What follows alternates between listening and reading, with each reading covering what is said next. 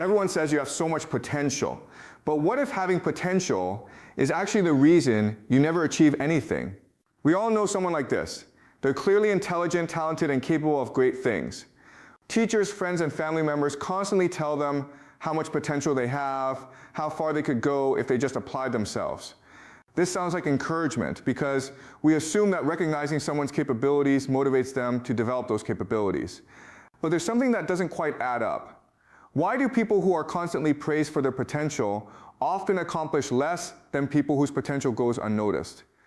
The potential paradox works by creating a comfortable identity that requires no actual achievement to maintain.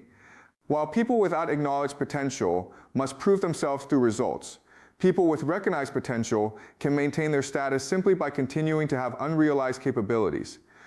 If this kind of psychological comfort zone disguised as encouragement interests you, subscribe to Prof. Zhang Explained and share this video with someone who's been told they have so much potential for years.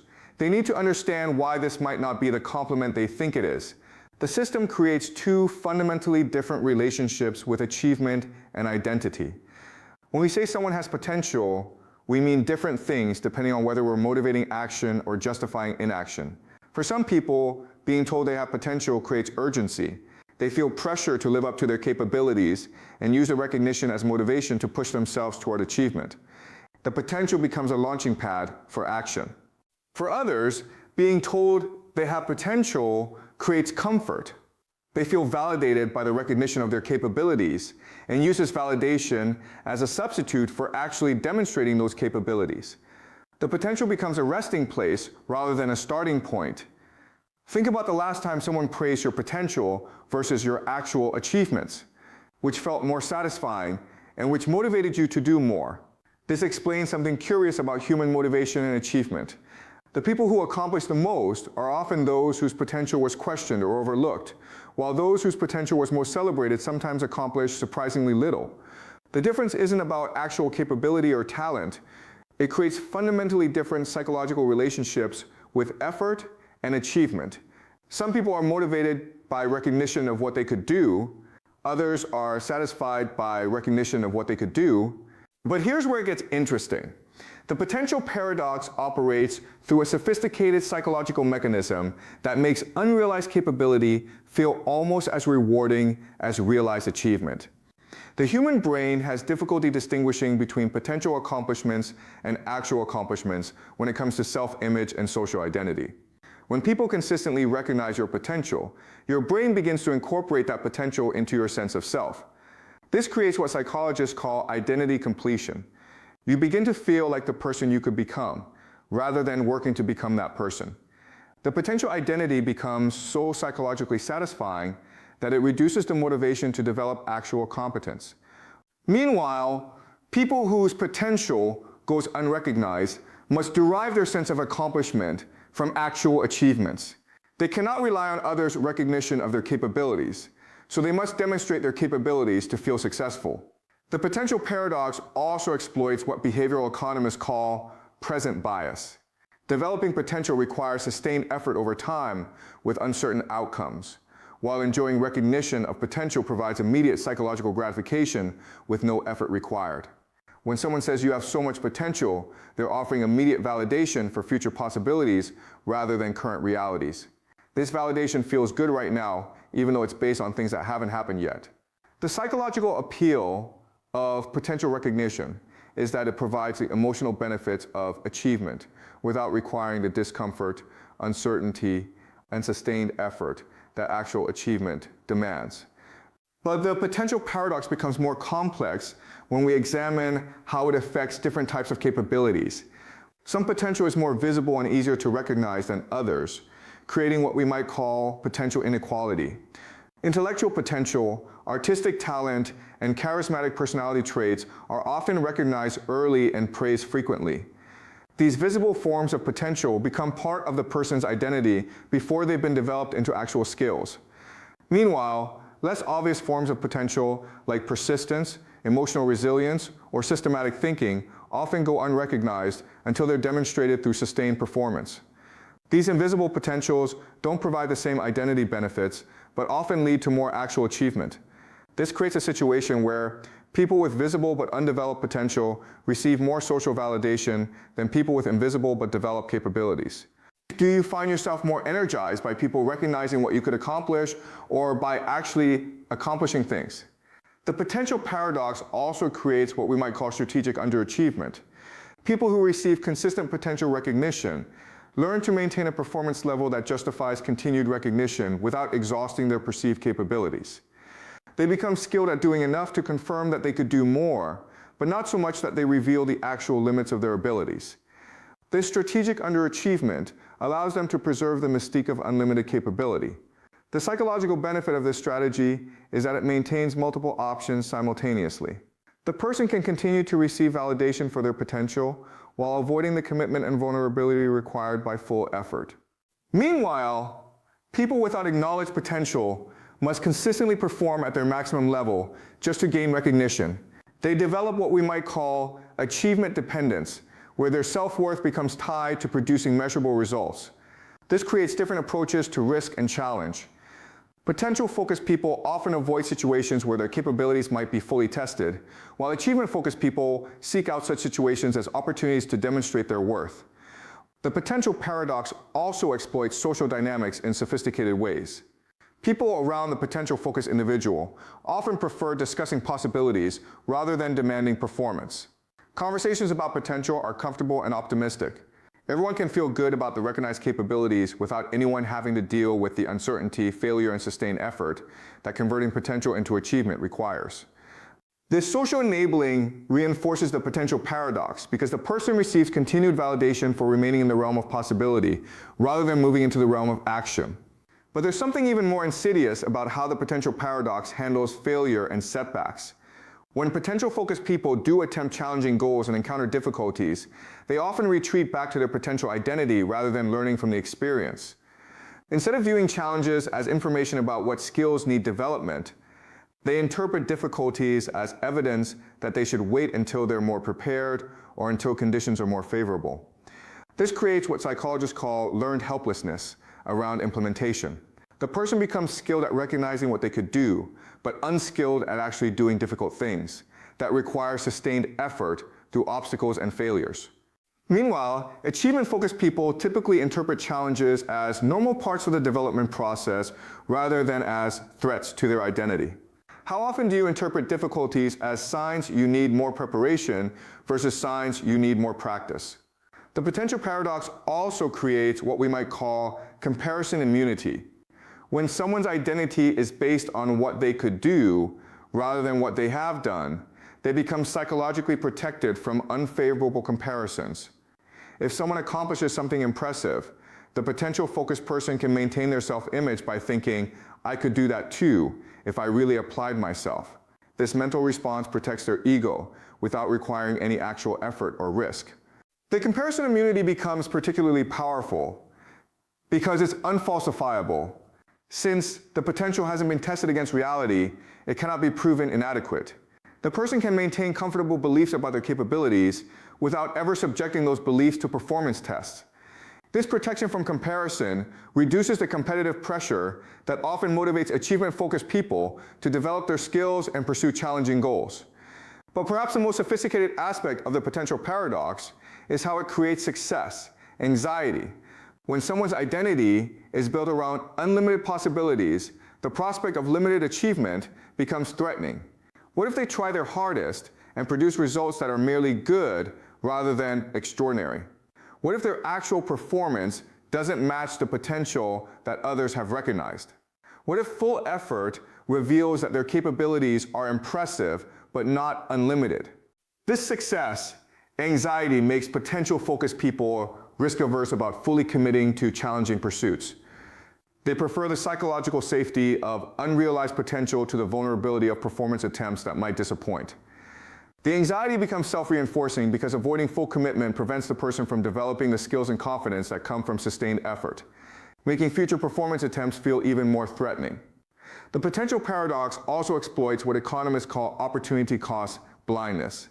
While potential-focused people contemplate what they could accomplish, achievement-focused people are actively developing skills through practice, failure, and improvement. Over time, this creates increasing capability gaps. The potential-focused person maintains their self-perception based on early recognized capabilities, while others develop superior actual skills through sustained practice and learning from experience. The potential person may still believe they can match others' achievements, but they lack the developed competencies that would make such matching actually possible. This capability gap often remains invisible to the potential-focused person because they avoid the performance situations where the gap would become apparent. The system also creates what we might call validation displacement. Instead of seeking satisfaction through accomplishment, potential-focused people learn to seek satisfaction through recognition of their capabilities. They become skilled at displaying their potential in ways that generate encouraging responses rather than actually developing their capabilities. They learn to perform possibility rather than build competence. This validation displacement creates feedback loops, where the person gets better at appearing capable rather than becoming more capable, which reinforces their preference for recognition over development. But the potential paradox becomes particularly destructive when it encounters deadline pressure or performance demands. Since potential-focused people have typically avoided situations that fully test their capabilities, they often lack the stress tolerance and performance skills needed for high-stakes situations. When forced to perform, they may experience what psychologists call performance anxiety that's disproportionate to the actual challenge because they have little experience managing the gap between their self-perception and their developed skills. This can create a crisis of confidence that reinforces their preference for staying in the realm of potential rather than risking further exposure to performance demands. Can you think of times when you avoided opportunities because they might reveal limitations in your actual capabilities? The potential paradox also creates temporal displacement. Potential-focused people often believe their capabilities will naturally develop over time without sustained practice, allowing them to postpone serious effort while maintaining confidence in future achievement. This temporal displacement keeps them perpetually preparing for eventual high performance rather than building performance capacity through consistent practice and learning from experience. Meanwhile, achievement-focused people understand that capabilities develop through current effort rather than through the passage of time, leading them to engage in the daily practices that actually build competence. The potential paradox ultimately succeeds by making unrealized capability feel almost as rewarding as developed skill, ensuring that many capable people remain perpetually promising rather than becoming accomplished. The system maintains itself through social dynamics that reward potential recognition, individual psychology that prefers comfortable possibilities to challenging realities, and cultural narratives that conflate capability with achievement. But perhaps the most tragic aspect of the potential paradox is that it prevents people from discovering what they could actually become through sustained effort and development. The fear of discovering limits becomes a greater obstacle to growth than actual limitations would be, creating psychological prisons where the desire to maintain unlimited potential prevents the development of substantial actual capabilities. The potential paradox also creates what we might call developmental arrest.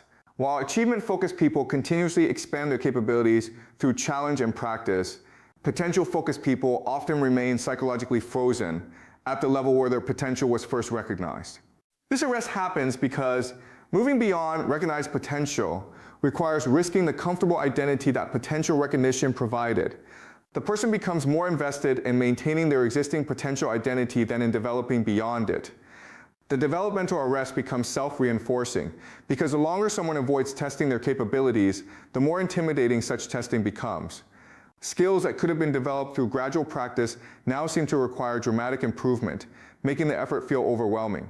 Meanwhile, people who never received extensive potential recognition often develop more gradually and consistently because they must prove their capabilities through demonstrated performance rather than maintaining them through recognized possibility. But there's yet another dimension that makes the potential paradox particularly insidious in modern society. Social media and digital culture have amplified the psychological rewards of potential recognition while making actual achievement more difficult to sustain and develop. Platforms reward the appearance of capability and possibility rather than the documentation of sustained effort and gradual improvement. Someone can gain significant social validation by posting about their potential projects, future goals, and possible achievements without ever completing anything. This digital amplification of potential recognition provides unprecedented psychological satisfaction for unrealized capabilities, making the conversion to actual achievement even less psychologically necessary. The irony is that the people most capable of significant achievement may be those most vulnerable to the potential paradox, because their obvious capabilities generate the most potential recognition and thus the most psychological satisfaction for remaining unrealized. Do you find yourself more likely to post about projects you're planning versus projects you've completed? The potential paradox also exploits what psychologists call the commitment escalation trap. When potential-focused people do begin working toward goals, they often quit when the effort required becomes clear, because it threatens their image of effortless capability. Rather than accepting that achievement requires sustained effort and learning through failure, they interpret the need for hard work as evidence that they're not as naturally gifted as their potential recognition suggested. This creates what we might call effort shame, where needing to work hard feels like a personal failing rather than a normal part of skill development. The person preserves their potential identity by avoiding situations that would require them to demonstrate persistence through difficulties. Meanwhile, achievement-focused people typically expect effort and view persistence through challenges as normal parts of the development process rather than as threats to their identity. The potential paradox becomes particularly destructive in educational and professional environments that emphasize talent over effort.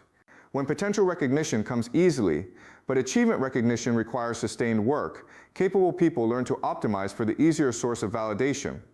This creates institutional reinforcement for the potential paradox, where the most capable individuals receive the most discouragement from actually developing their capabilities through sustained effort. The system maintains itself through cultural narratives that celebrate natural talent while treating effort and persistence as consolation prizes for people without sufficient inherent capability. But perhaps the most sophisticated aspect of the potential paradox is how it creates what economists might call opportunity hoarding. Potential-focused people often collect opportunities, resources, and possibilities without converting them into actual achievements. They may gain acceptance to prestigious programs, receive job offers from excellent organizations, or be invited to participate in impressive projects, but they struggle to transform these opportunities into substantial accomplishments. This opportunity hoarding creates the appearance of success and validates their potential identity while avoiding the sustained effort that would convert opportunities into achievements. They become skilled at acquiring access rather than developing competence. The hoarding behavior reinforces the potential paradox, because having access to opportunities feels like evidence of capability, reducing the motivation to demonstrate actual capability through performance. The potential paradox ultimately represents one of the most successful mechanisms for converting natural capability into psychological satisfaction without requiring the vulnerability, effort, and sustained commitment that would convert that capability into actual achievement. It allows capable people to feel accomplished without accomplishing things, successful without succeeding at things, and valuable without creating value. But the long-term cost is enormous. The prevention of self-discovery through challenge, the loss of skills that develop only through practice, and the maintenance of identities based on possibilities rather than realities. Hit subscribe if you want more analysis of how psychological comfort zones, disguised as encouragement, can actually prevent the growth they claim to promote. And share this with someone whose potential has been praised more than their achievements.